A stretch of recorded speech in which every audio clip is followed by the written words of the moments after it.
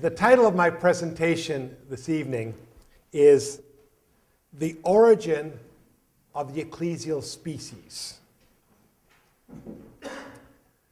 The year 2009 marks the 200th anniversary of the births of Charles Darwin and Abraham Lincoln.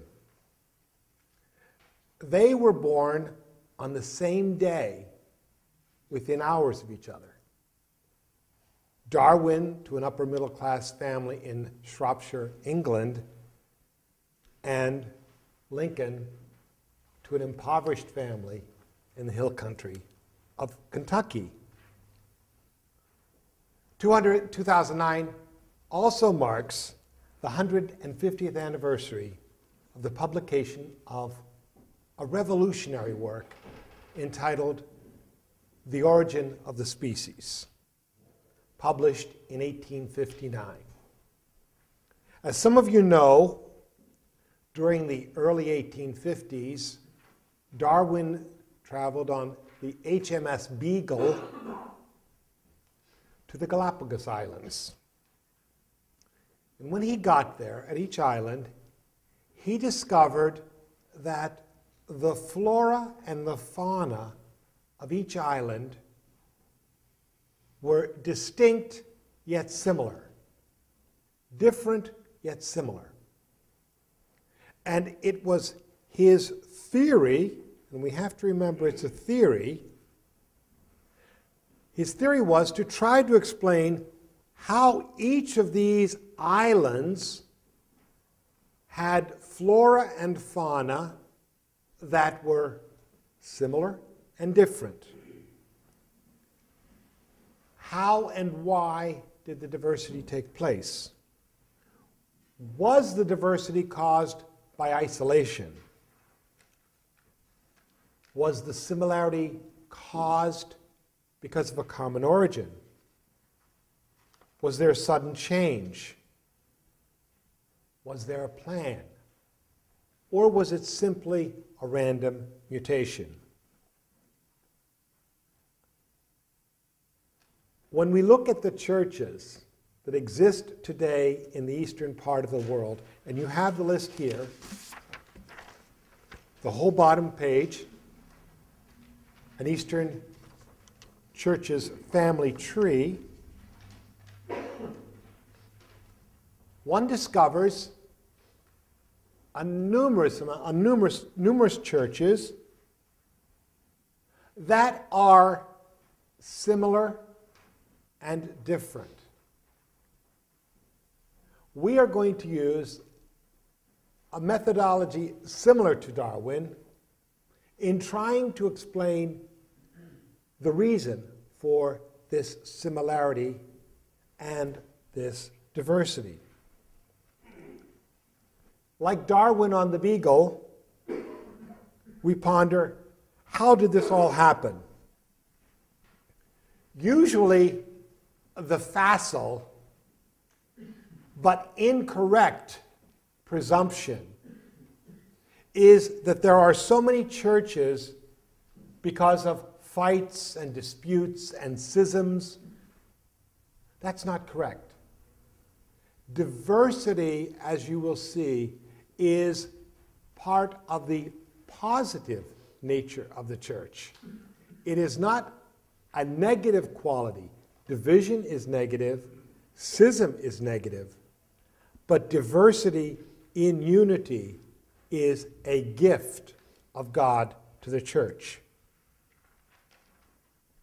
So we're going to look at how these churches evolved. How did they start, and how did they end up as they are today? We know that all of these churches began with Jesus and the apostles in Jerusalem. We have to ask ourselves, did the variety of churches arise because of isolation, communication between one another? Was it due to mutation, a sudden change as a result of politics, culture, or divine action? and I would also like to ask, after the divisions arose, was there any cross-pollination? Pennsylvania is probably the one state in the Union where all of the Eastern churches are represented. We talk about Lebanon, we talk about the Middle East, but they're all here. They're all here. They all emigrated from the Middle East and from Eastern Europe here and are represented in some small town somewhere in this state.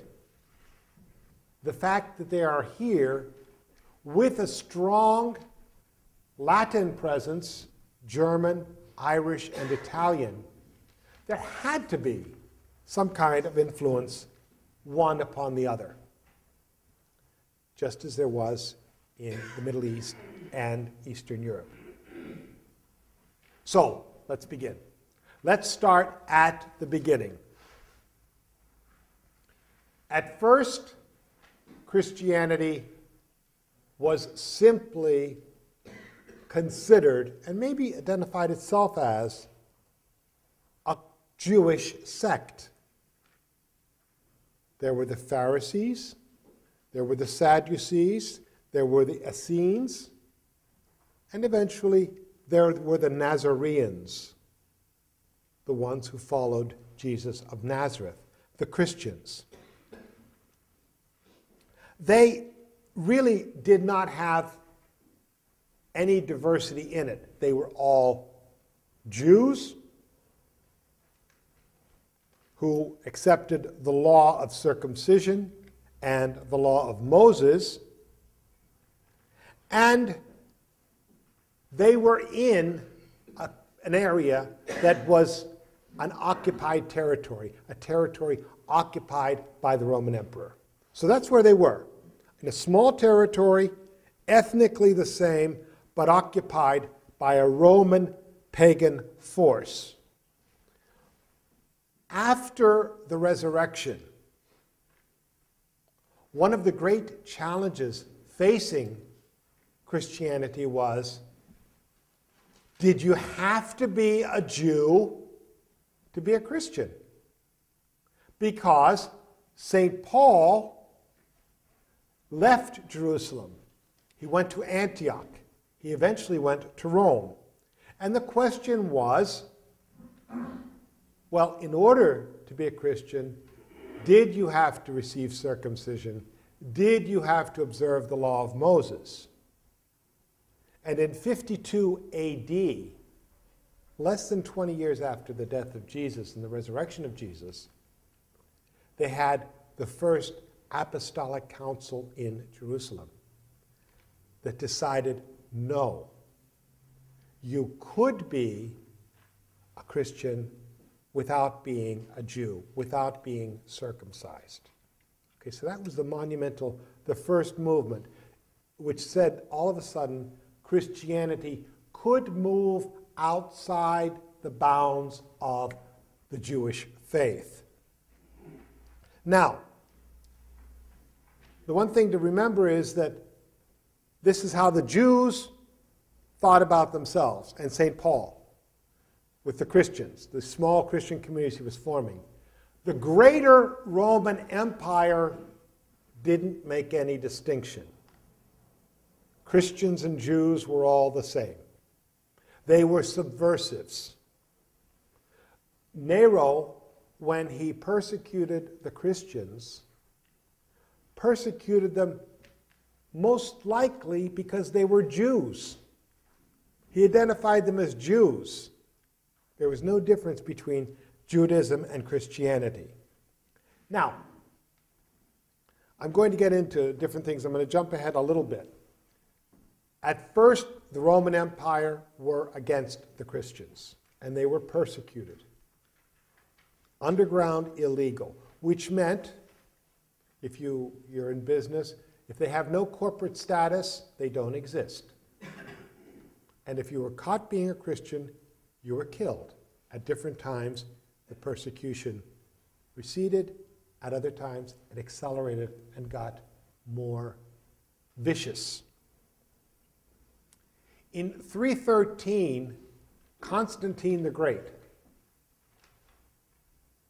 declared that Christianity was legal. It was perfectly all right to be a Christian. Now, for he himself, he didn't become a Christian until on his deathbed. He was baptized. He waited for a while because he said, what if I sin later? Then I'm not there. I have no hope. So he waited till his deathbed. But in 313, he said, it's all right to be a Christian. And with time, Christianity replaced the pagan religion, replaced the Roman gods. Now think of it this way. It was actually an innovation.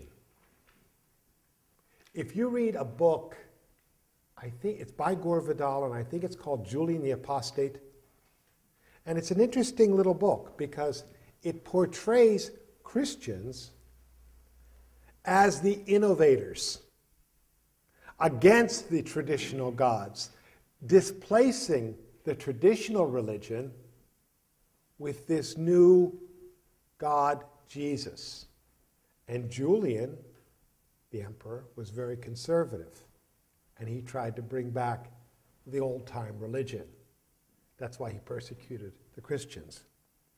Now, the fact that it was a state religion was a good thing and a bad thing. On the good side, on the positive side, it meant that the church was able to build churches, monasteries, schools, hospitals, places of charity. Before that, they were not permitted. They couldn't build anything. They met in homes. Because it was the state religion, it received the largesse of the imperial court. Constantine started building churches in Constantinople eventually, in Jerusalem, in Rome. They were building these magnificent structures as places of worship, replacing the basilicas and the temples of the gods. It had a downside. Once the church got mixed up in politics and was recognized as the state religion, the interest of the emperor and the interest of the church got confused. One became identified with the other.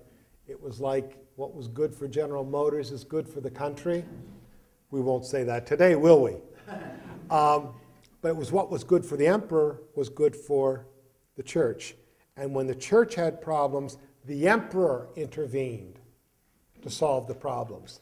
In the first ecumenical councils, when you think the Pope convokes an ecumenical council, no. In the first councils, it was the emperor. And the Pope sent a representative. He sat in the middle and convoked all the bishops around him. The emperor's title was the 13th apostle. But it expanded.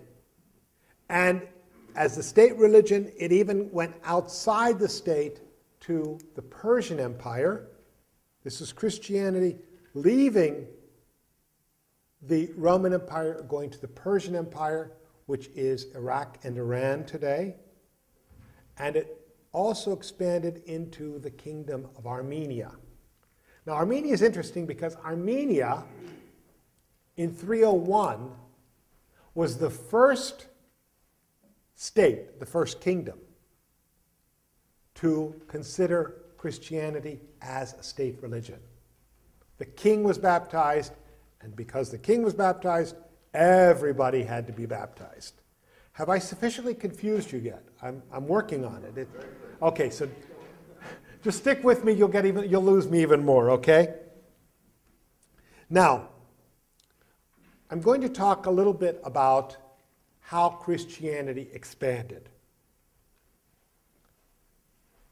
Christianity, if you remember I said before, was the innovation. It was the novelty. Now, it's the common experience sociologically that innovations are more readily accepted in the city, in an urban environment, than in a rural environment. In a rural environment, the people of the countryside are usually resistant to change. The people in the cities, they've seen a little bit of different things, so they're open to new ideas, to new ways of thinking, to new approaches. So Christianity was at first a religion of the cities. It went from city to city. Look in the New Testament. You have a letter of Paul to the Romans, a letter of Paul to the Corinthians, major cities in the Roman Empire. Now, it became such an accepted fact that Christianity was a religion of the city, that the Latin word for countryside, pagus, P-A-G-U-S, pagus, became pagan. So everybody in the countryside, they were the pagans. They were the pagans, which is how, by the way, that's where the word paisan came from and all that later on for our Italians here. So, in the Roman Empire, just to give you a context, the cities were either Latin or Greek in culture. Latin or Greek. The countrysides were different. For example, in Alexandria, the city of Alexandria, founded by Alexander the Great, was Greek, naturally. But the countryside was Coptic. Okay, so you had a cultural and linguistic differences between the city and its surrounding area. This is important, as you will see, when the divisions started arising. Let's go back again to the beginning. Somebody was just in Jerusalem where it all started. Jason. Christianity is important to three major monotheistic religions. It was in that region that Abraham built an altar and first called out the name Allah, Yahweh, to God, to the one God. It was in that region. But one of the mysteries in my mind that I will never understand is why divine providence chose Jerusalem as to be that center of revelation. It's a backwater city. It's on no major path of communication, trade. It's landlocked. And anybody who was sent there, Pontius Pilate, when he was sent there, he offended somebody in Rome. Because that was not the place to be. That was not the place you wanted to be if you were moving up in the world. But in any case, he got the job. It's strange that this one small town would be so important to the Jews, where the temple was, to Christians, where the resurrection took place, to the Muslims, where Muhammad had the journey to heaven from that place at the Al-Aqsa mosque. But in any case, it happened. Jerusalem was not going to fare very well in history. As you know, Jesus was crucified in around 33 AD. In 70 AD, Jerusalem was destroyed for the first time by the Romans because the Jews kept causing rebellions. So the Jews just crushed it. In 134 AD, Jerusalem was finished. There was another rebellion. They were allowed to come back. The Jews came back. And in 134, Titus, the Emperor Titus, completely destroyed the city. It was no longer called Jerusalem. It was called Aelia Capitolina. And the loot, the gold from the temple, was all carried away and taken to Rome. And they built with it the Colosseum. That's a little connection people don't know, but the gold from the Jewish temple was most likely used to pay for the construction of the Colosseum in Rome. As I said, Jerusalem was not really the place where you would have a major international entity of any kind starting. It was backwater, it was confined, it was occupied, and everybody was fighting everybody.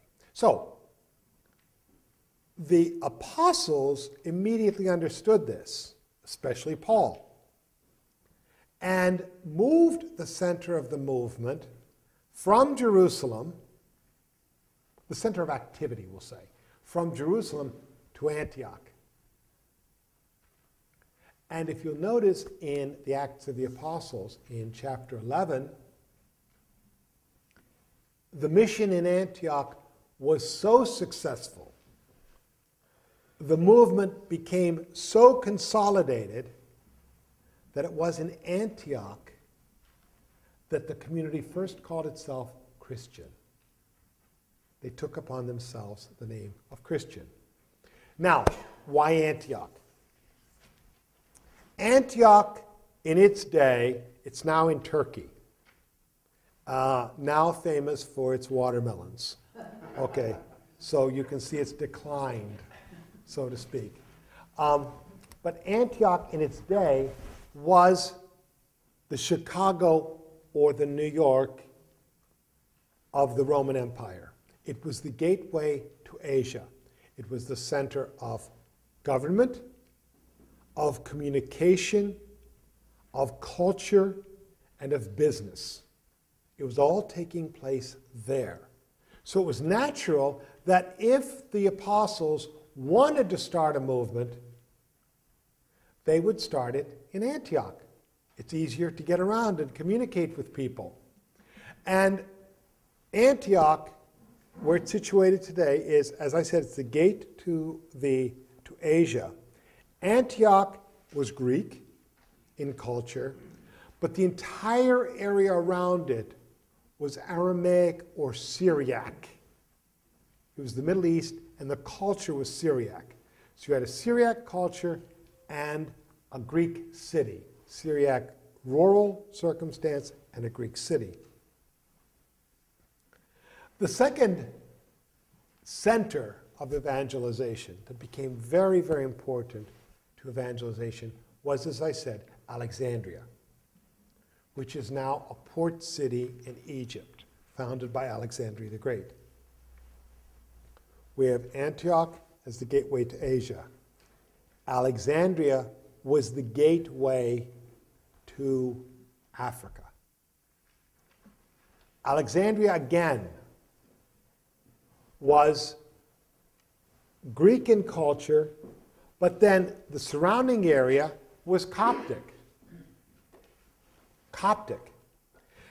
Now, today, in the world today, the largest Christian country in the Middle East, the largest Christian community, is found in Egypt. We forget that. 10% of Egypt are Coptic Orthodox. Another aspect of Christian life that we forget is that you have Egypt, then you have Ethiopia, and a small country that now is independent called Eritrea. It was part of Ethiopia for many years. Abyssinia, they used to call it. Both of those countries are 50% Christian. Okay, with a Christianity that's so old, it retains Jewish customs. The kosher, the circumcision, it's that old. And in the West, we are ignoring it. We are absolutely ignoring that situation. Now, I'm not going to make this an anti-Muslim crusade. The Crusades were 1,000 years ago. But what is happening in that part of the world? You see a small body of water, the Red Sea, between Egypt and the Arabian Peninsula, Saudi Arabia. Okay? Look at the geography. There's an enormous amount of money going from Saudi Arabia to Ethiopia and to Eritrea to convert these Christians to be Muslims. If you go along the road, every 4 miles, you will see a mosque. There may be no Muslims there, but there's a mosque. And the people in this area, one thing that about poverty is that, which is not communicated by television or book, is that poverty smells. There's a certain stench to poverty. If any of you have seen that film, Slumdog Millionaire, in that film, that slum in Mumbai smells. It has a terrible odor. I've been there. Ethiopia and Eritrea don't smell. The poverty is absolute. There's nothing there to smell. It's that bad. So, as Christians, we have a lot of work to do to preserve a church, a hidden church, that goes back to the time of the apostles. The next city that was central to the expansion of Christianity was Rome. Paul went there. Peter went there. They were killed there. Now, Rome became important because its soil was watered with the blood of martyrs, Peter and Paul. But it also didn't hurt that it was the center of the empire. The emperor was there, the Senate was there, money was there. So they were building enormous churches, schools, hospitals. Again, you see these when you go to Rome, some dating back very early to the 3rd century. We have Antioch as the gateway to Asia. We have Alexandria as the gateway to Africa. Rome was the gateway to Europe. And it was from these 3 centers that Christianity disseminated, that these 3 continents were evangelized. One important factor, I didn't mention it here, I skipped over it. Antioch is on the coast, Mediterranean. They sent missionaries out who reached Mongolia.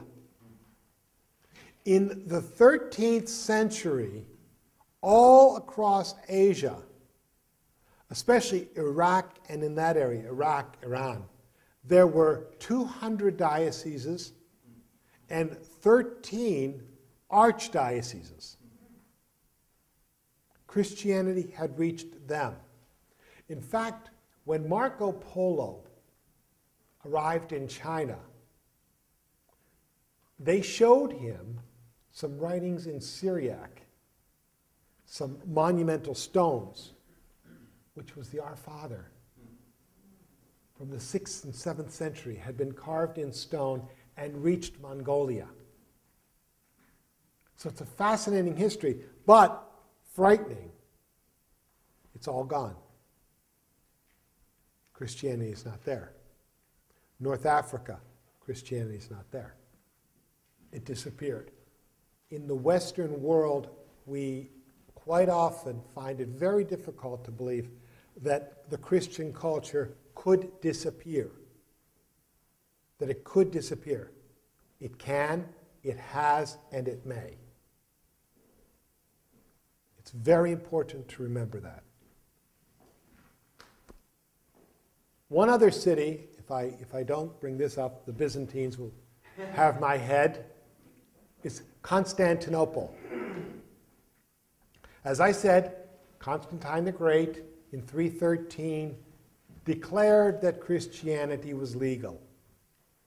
Well, he got very enthusiastic because in 320 he went to a town called Byzantion on the Bosphorus, and he said, I am going to build here a Christian capital, a capital that is founded on Christian foundations, not like the old Rome, which is a pagan city with a Christian veneer.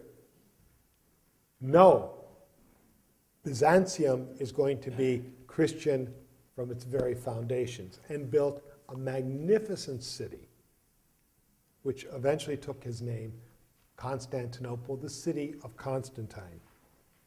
Now, it became, in 295, the capital of the Eastern Empire.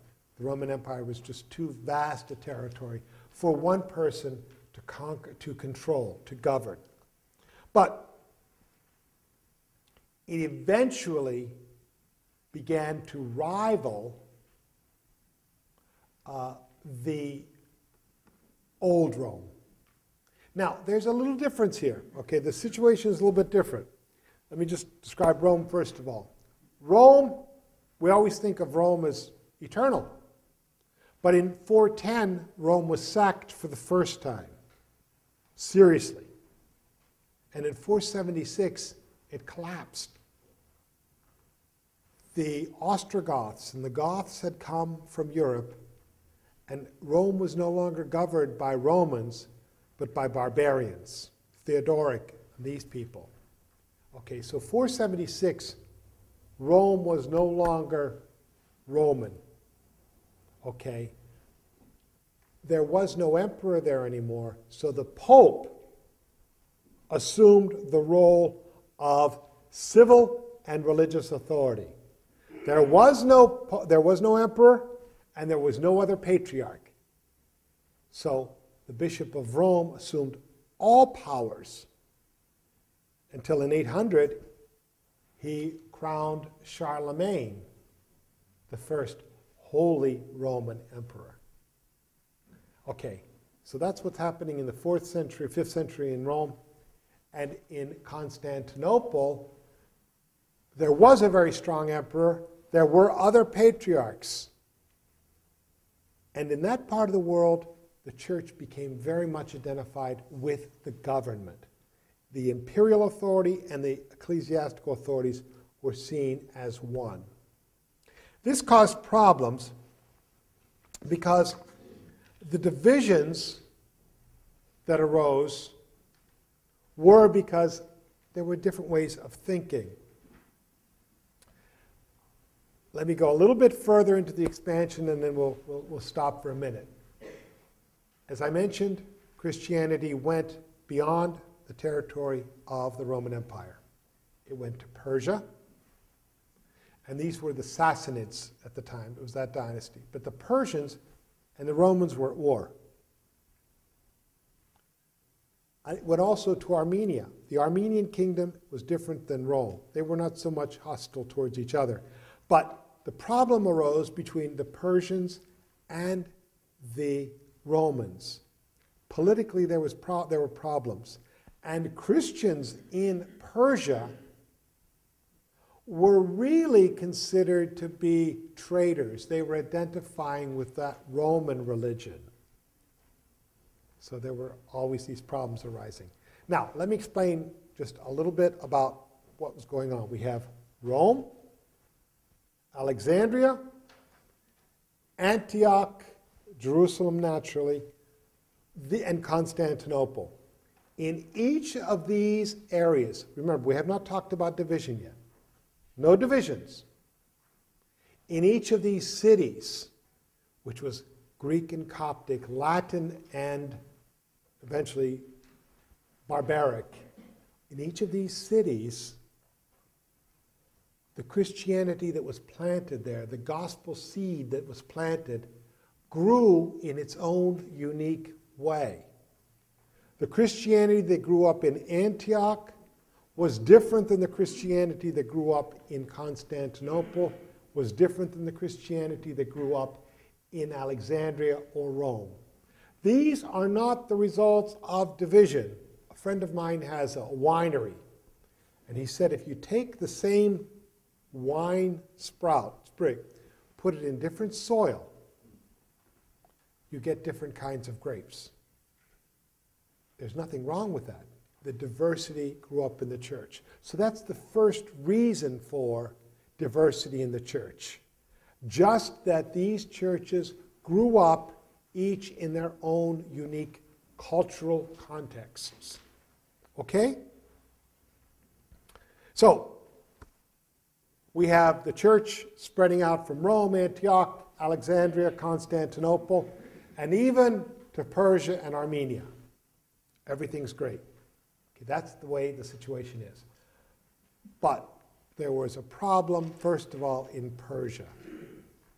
The Christians outside and the Christians inside could not communicate. And eventually, this church broke away from the Catholic Church, so to speak. It broke away. Now, today, this church is known as the Assyrian Church. Assyrian. It should be on the paper somewhere. Yes, if you look under, it should be Eastern. Oh, he didn't use the right word. Okay, Eastern Syriac. You'll see Church of the East, or the Assyrian Church. Do you know where that is today? As long as it's my phone, I don't care. It's not. Do you know where that is today? It's Iraq. When we're talking about the Christians, we're talking about the Assyrians in Iraq. Now, the Assyrians are the non-Catholic group, the Orthodox group. There is another group who did join Catholicism in the 16th century, known as the Chaldeans. Okay, they're the Christians in Iraq. Okay, and they have now fled to Jordan, to Australia, for some reason to Sweden. I don't know why Sweden, but there are a lot of them in Sweden these days, okay? So, I think the Swedish will no longer have blonde hair after a few, we won't go there. Now, because each of these families of churches in Antioch, Alexandria, Constantinople grew up with their own theological formation and formulations, it was kind of natural that cultural differences would arise and theological misunderstandings would arise. You know, when there were different cultures, they're not speaking the same language at times, and when they're saying a word, and when Alexandria is saying a word, Antioch is saying a word, they're not getting it. They're not getting it. So disputes arose. One thing about the disputes is this. The disputes are always portrayed as theological. We're arguing over the nature of Christ, whether he had one or two natures, whether he had a divine or human person, okay? But at the heart of things were usually a political, social, and economic problem. It's comparable to the situation in Ireland today. We say it's a religious dispute, but religion doesn't have too much to do with it. It's a social, cultural dispute between people, political, which has a veneer of being a religious dispute. So, the first thing we have is the Assyrians breaking away. The second one is There were disputes in the areas around Constantinople, around Alexandria, Antioch, and in Armenia. Remember the Armenia? Around Antioch, which was Syriac, so you have Armenian, you have Syriac, and you have Coptic around Alexandria. Three cultures: Coptic, Syriac, and Armenian. They were in conflict with the Greek culture of Armenia. One reason was of Constantinople. It's the hour. So you have Copt, Armenian, and Syriac in conflict with Constantinople, which was Greek. One reason was political. Constantinople was centralizing everything. And also the countrysides, these rural areas around these three cities, they were supplying the soldiers sent to Constantinople to fight the wars. Constantinople was taking the grain from these areas. So naturally there was an animosity between the centralized authority of Constantinople and these regions, which broke out into religion. And eventually all of them broke away. All of them broke away. Remember, Persia's now gone, and now all of the regions around Antioch, Alexandria are now gone, and Armenia, they're gone. The interesting thing is, think about this. They did not have any problems with Rome. Rome was nothing. Rome was far away. They had problems with the new Rome, Constantinople. And they all broke away. They are identified as, we can call them Monophysites. Okay? But they are also, they would be called Oriental Orthodox, to distinguish them from other Orthodox. Okay, let's go back we have the whole church. Assyria broke away, Church of the East. Then Armenia, Alexandria, and Antioch broke away. Okay, they all broke away from the new Rome. The next great division that took place, these were all divisions in the East. The next great division that took place was the division between East and West. Now, we all attribute that division to 1054, when the ambassador of the Pope excommunicated the Patriarch of Constantinople by placing the bull of excommunication in the church at Hagia Sophia. That wasn't division. That was one bishop excommunicating another. It took all of the time. They were always occurring. The big problem was that there was a separation of ways. East and West started thinking and acting differently. Very few people in the West knew Greek. And in the East, they felt that the Westerners, they put this word filioque into the creed. And they were upset, well, wait, this is the creed from Nicaea, and you're adding to it? It's 800 years old, and you're adding to it? They were not so upset about the word or the notion, but how could the West decide to change the creed? So, by 1054, there was a division between East and West. We identified, we put the hook on 1054, but it was a gradual parting of ways.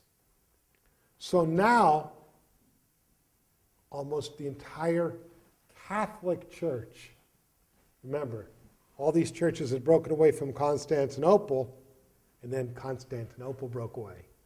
So, by the 10th, 11th century, the Catholic Church was 99.5% Latin Catholic. Nobody was Eastern, was Catholic. There were two small communities. The Maronites in the hills of Lebanon. They just didn't get involved with anybody. They were left alone. And the Italo-Greeks. The Italo-Greeks in southern Italy. They were a very small community, right under the nose of the Pope, and they always stayed Catholic.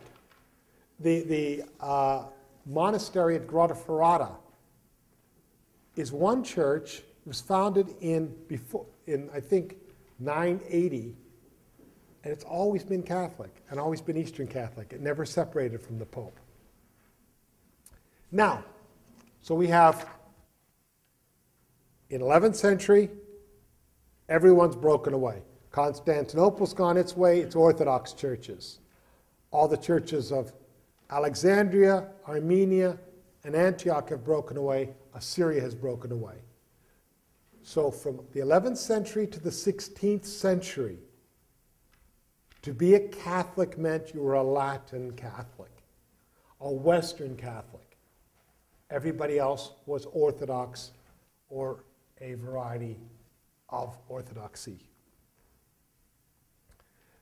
Now, what happened then was with the Council of Trent in the 16th century, the council sent out missionaries, Jesuits and Franciscans for the most part, to convert people. If I could back up just a minute and say something about, there were attempts at reunion, just to bring the churches back together. One in the 13th century, one in the 15th. In the 15th century, at the Council of Florence, 1439, papers were signed. Full union was achieved between East and West in the 15th century. It just didn't hold. It just didn't hold. It was as if two people came together, said their vows, went home to their individual homes, and just never came back together. It just fell apart, with both of the homes saying, how could you possibly marry that person? Okay, so the marriage really didn't take hold. But in the 16th century, they said, okay, we are going to give up trying to achieve a unity of churches. We're just going to go try to convert people back to Catholicism. So Franciscans went out, Jesuits went out to convert people. They went into Eastern Europe. They went the Union of Brest in 1595. They went out all over the Middle East. And from the 16th to the 18th century, they converted people to Catholicism. Now, what do you do with these Eastern Orthodox? Do you make them Latin? The popes decided no. We want them to maintain and follow their original apostolic rite. But if you're going to follow it, you need bishops and you need priests. So what the Vatican did, what the Holy See did, was create parallel hierarchies. There's an Orthodox Patriarch of Antioch. We'll make a Catholic Patriarch of Antioch. There's an Orthodox Patriarch of the Coptic Orthodox Patriarch of Alexandria. We will make a Coptic Catholic Patriarch of Antioch. Now, for example, in the Orthodox Church in Egypt, the Coptic Orthodox Church is around 6 million people. The Coptic Catholic Church is around 200,000 people. Very, very small. But all of these parallel hierarchies were used. Now, for the Eastern Catholics, what did they think of all these? For the Orthodox, what did they think of all these people who went to Rome? They were traitors. And the Romans looked on these Eastern Catholics, kind of forgetting the Catholic and saying, are you Eastern? And saying they were a little bit suspect. Naturally so. For 500 years, the church didn't have any Eastern Catholics. All of a sudden, they're coming in, and how do you view them? I can remember I was sitting on a train going to Ostia This was many years ago, on the train to Ostia to the beach. And there was an Italian lady there asking me, "Oh, you're Eastern." I said, "Yes." She said, "But you're under the Pope." I said, "Yes." She said, "How many sacraments do you have?" I said, 9. Just think about it. And then she said, "Well, what are you?" And I said, "I'm Melkite. I'm Maronite." She said, I told her eventually, I said, "No, I'm Melkite." And my other friend who was a priest, he said, "Why did you say you were Melkite, not Maronite?" I said, "Look, if we were in a church and she came to see us, we would say we're Maronite. When we're going to the beach, we tell them the Melkites are going to the beach, not the Maronites." I eventually fessed up. So, the Eastern Catholic churches are viewed with suspicion by the West and as traitors by the East. However, they can serve a purpose if they are allowed to do so, because they can be the bridges between the two churches, between the Orthodox and the Catholics. They can show the Catholic Church that you can be authentically Catholic and authentically Eastern. Likewise, they can show the Orthodox, yes, I can be Eastern and also Catholic. We are on the verge of great progress, achievement in the ecumenical movement. I think what we need to change in the ecumenical movement lately, and I belong to every dialogue, every ecumenical dialogue, I'm on it. Okay, if there's an Orthodox talking to a Catholic, I'm sitting there, okay? But my problem is, I think that many people are committed to the ecumenical dialogue. They're not committed to church unity. We have to take the step. I say that in the Middle East, God bless. Many of us are, many parties in the Middle East are very committed to the peace process. Not exactly committed to peace. They want to sit down and talk. So this is something we have to be thinking about. I think I've sufficiently confused you, but now you know at least the buckets to put these various Eastern churches in. And I'm open to any questions you might have.